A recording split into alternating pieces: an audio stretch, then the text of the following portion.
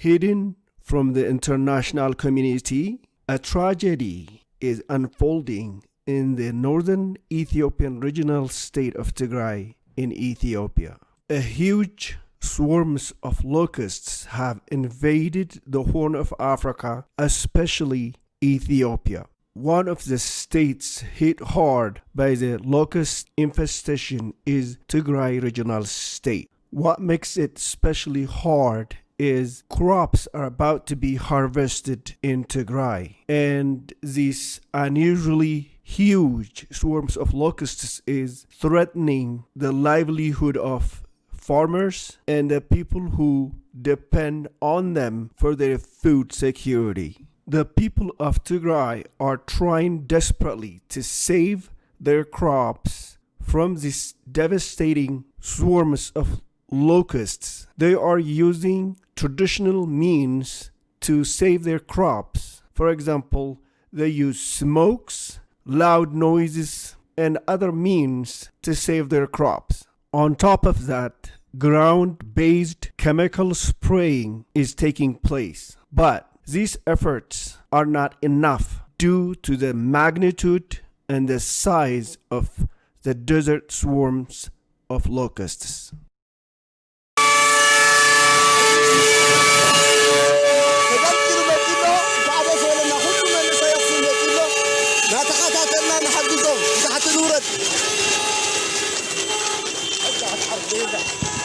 حزي كله نميحان عدرا زخبابي سلاسة قرزل أجهم كريمنا إلى حزين أتو قرب ناو قرب أتو.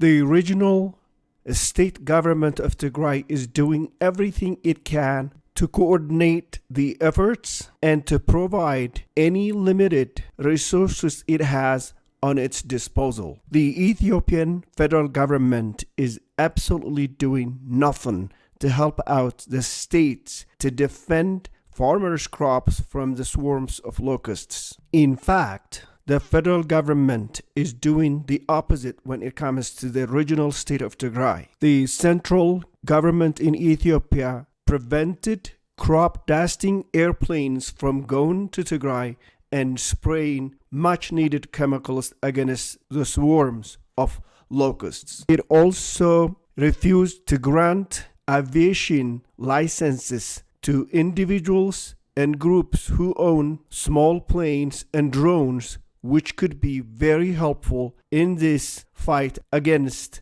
the swarms of locusts. While the infestation of locusts is spreading throughout Ethiopia, the former Prime Minister of Ethiopia, Dr. Abiy Ahmed, is completely ignoring and pretending.